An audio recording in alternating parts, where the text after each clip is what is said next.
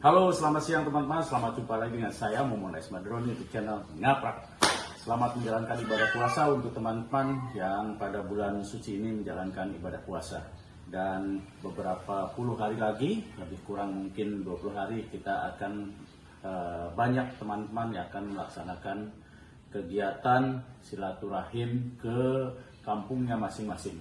Pada kali ini saya ingin sharing dengan teman-teman semua tentang prosedur berkendara aman. Ya, di mana prosedur berkendara aman ini menjadi acuan di beberapa perusahaan oil and gas, ya, yang merupakan standar yang harus dilakukan ketika karyawannya berkendara agar aman dan selamat. Yuk kita bahas satu persatu untuk prosedur berkendara aman.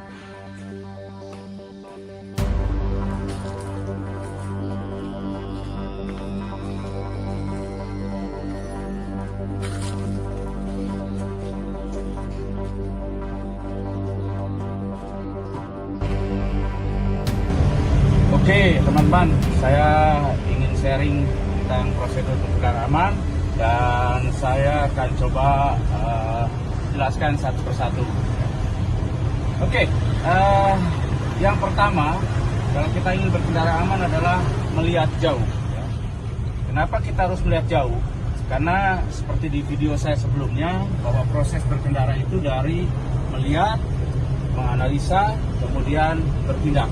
Melihat oleh mata, data dari mata disampaikan ke otak, oleh otak diolah untuk memastikan atau bertindak untuk perintah ke anggota badan, ya, seperti misalnya membelok, patung rem dan sebagainya. Nah, dengan kita melihat jauh, maka data yang akan dikirimkan ke otak dari mata itu lebih utuh, ya, sehingga otak juga selain dia akan menentukan atau memutuskan tindakan yang tepat, juga waktunya cukup sehingga kita terhindar dari gerakan-gerakan yang serba mendadak. Kalau kita misalnya melihat jauh, katakanlah si mata menangkap bahwa seolah-olah jalan itu hilang, itu tidak bisa dijawab oleh mata. Otaklah yang bisa menjawab, oh itu tikungan yang tajam, seolah-olah jalan itu hilang.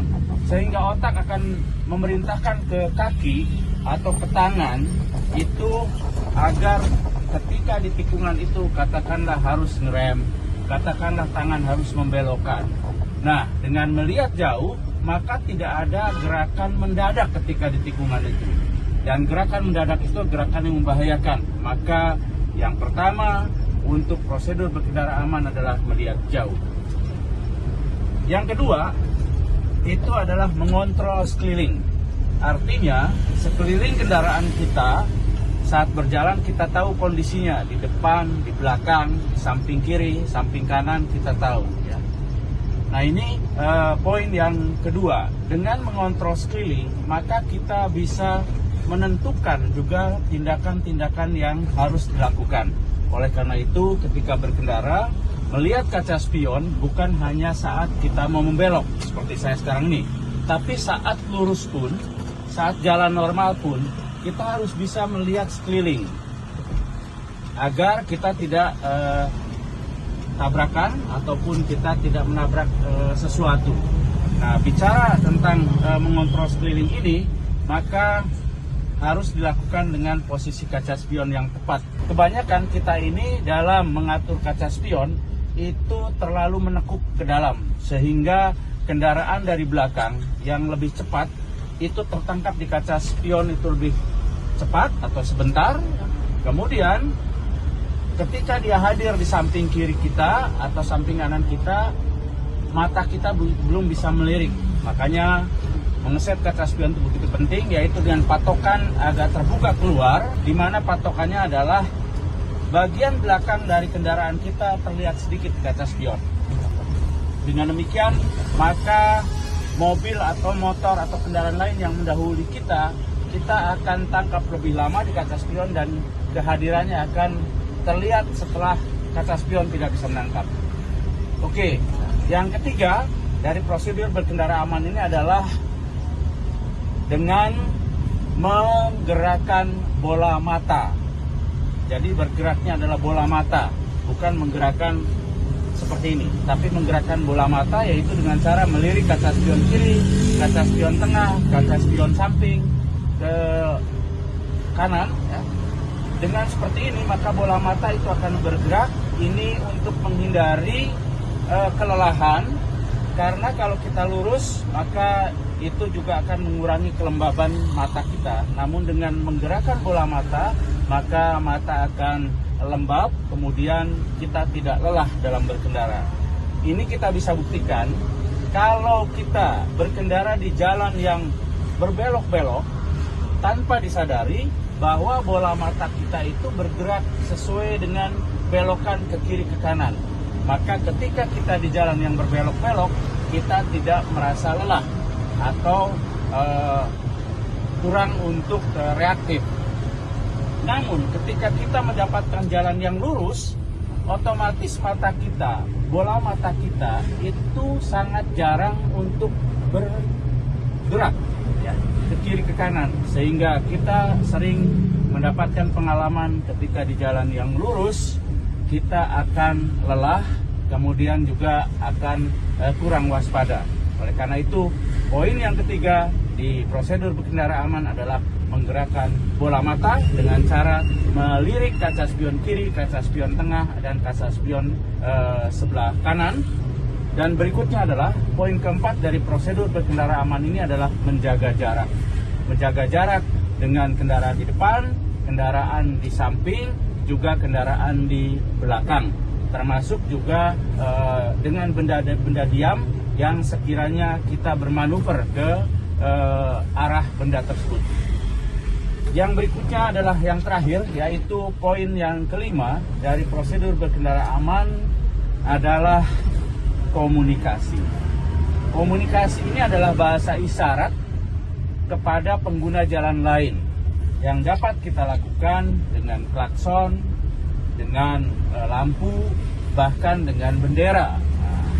Saya ambil contoh dengan bendera, yaitu di beberapa pertambangan diwajibkan itu untuk menggunakan bendera yang tinggi ya, lebih dari 3 meter.